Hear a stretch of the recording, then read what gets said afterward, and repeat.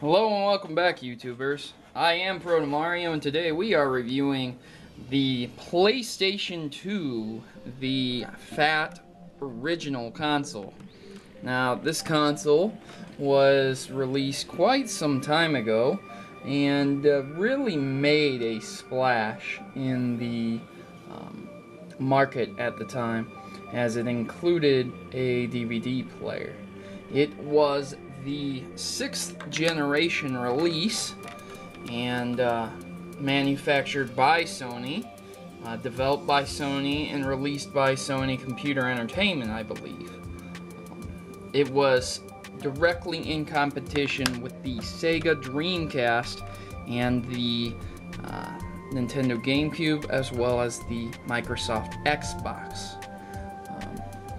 The PS2 is the best-selling console of all time, and this is due to, by and large, in the fact that it was included with a DVD player.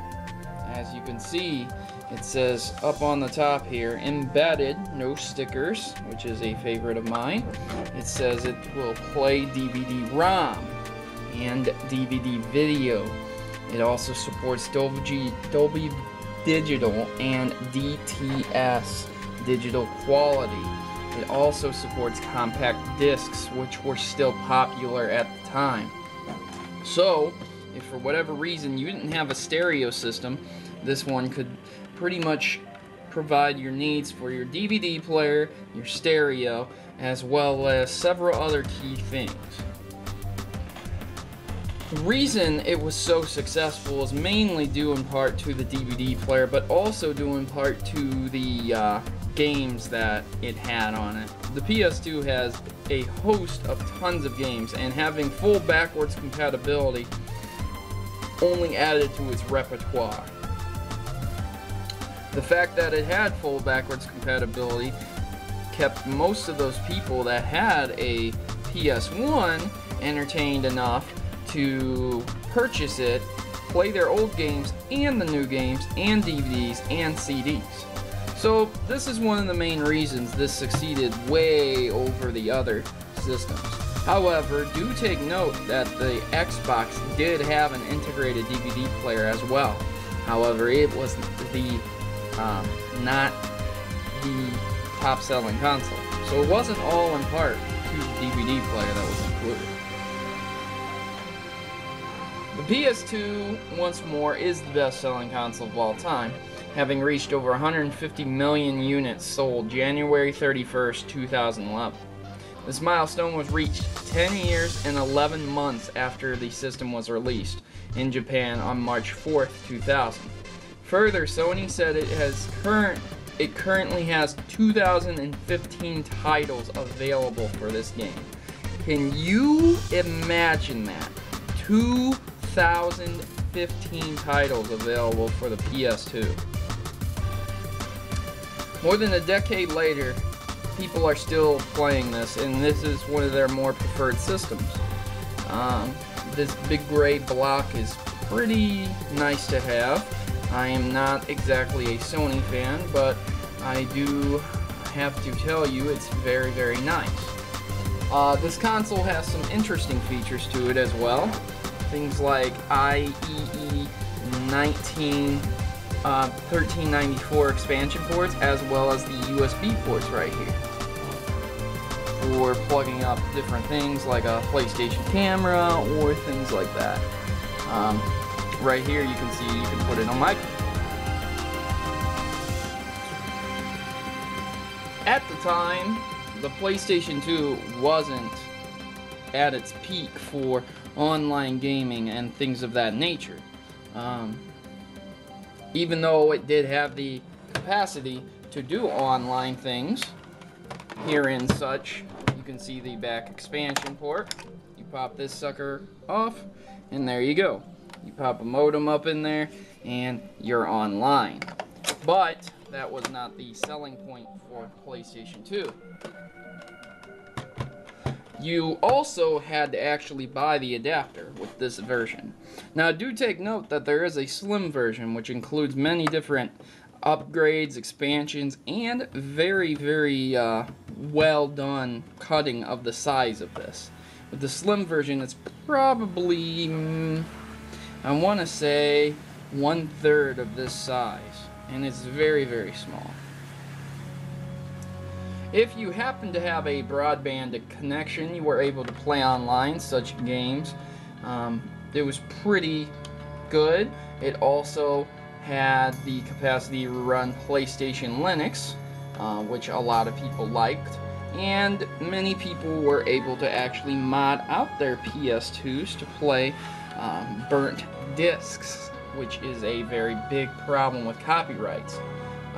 Again, once more, if you did it, you probably shouldn't have, but a lot of people did it and it was pretty easy to do.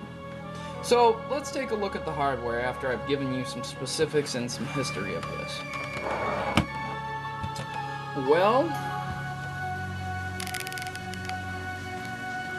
on the front side here, you can see that it says PS2 in blue lettering, kind of blended, and it says PlayStation 2 under it, just in case you did not know what PS2 stood for.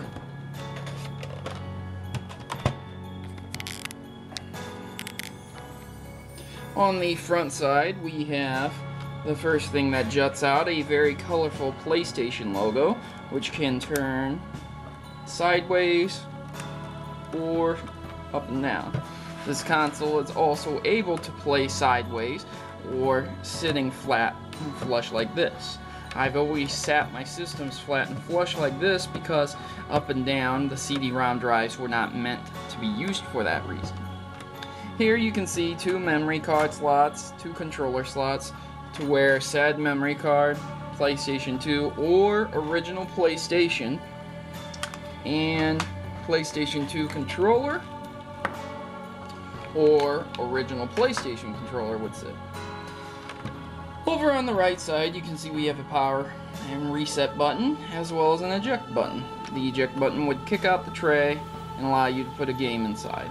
The only thing I like about the Slim console a bit more than this is that it has an opening tray rather than moving parts. Whenever you have moving parts, that means there's a greater chance something will break. Under the power reset button, usually it is red if you have power and it is in standby mode. It will be green whenever you're playing it, and you can always opt to turn your system off completely in the back via a button. On the front side, some aesthetic lines, plastic things to make it look a little less just blocky, even though it does look very, very blocky. On the bottom you can see some air vents to allow for flow of air to keep it cool. Not many PlayStation 2s had a habit of overheating. On the front here you can see how it's aesthetically a little bit shorter on the bottom, so when you stand it up from the side it looks a little bit better. On the very bottom you can see we have some rubberized feet to keep it in place, and if you were to remove these feet it gives you access to the screws on the back so you can actually crack your system open. On the very back side we have the Sony copyright information, your unit, serial, and TSC, UIC. You can see if you have a PAL system or something different.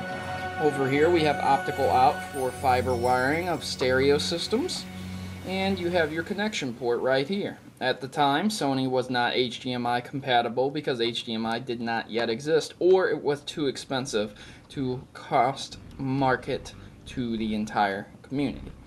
Here you can see a large fan that it will be used to keep the system cool, as well as the hard or power button that slaps on and off. And over here is a warranty sticker, which is probably long dead. Below the power button is the power cable plug-in.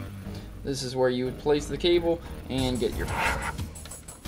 So the PlayStation 2 is one of the best systems that can be owned. If you are lacking a DVD player for whatever reason, and I do not know why you would be lacking a DVD player since they're about $10 nowadays, you can always go ahead and pick up PS2 and get your gaming on as well. This is a great mobile system, and if you were going to use it as a mobile system, I would recommend the slim one, because you can get a nice little DVD case and pretty much pack up the tiny slim one almost anywhere. It's very light, very easy to fit, and go with you anywhere you go. All you need is a TV to plug into. Do take note that this is able to connect to a 480 TV, giving graphics a bump up from that of the GameCube, unless you happen to have special component cables for your GameCube. The PlayStation 2 is the console winner of the 6th generation, and due to the fact that it comes with a free DVD player, it's a pretty good deal, guys. Overall, I think the PlayStation 2 is a great system. It is host to a numerous library of games with over 2,000 games. There has to be one you can like, and if you don't like any, well, then you shouldn't be playing games. I'm Protomario, and I'm signing out, and hey guys, thanks for watching.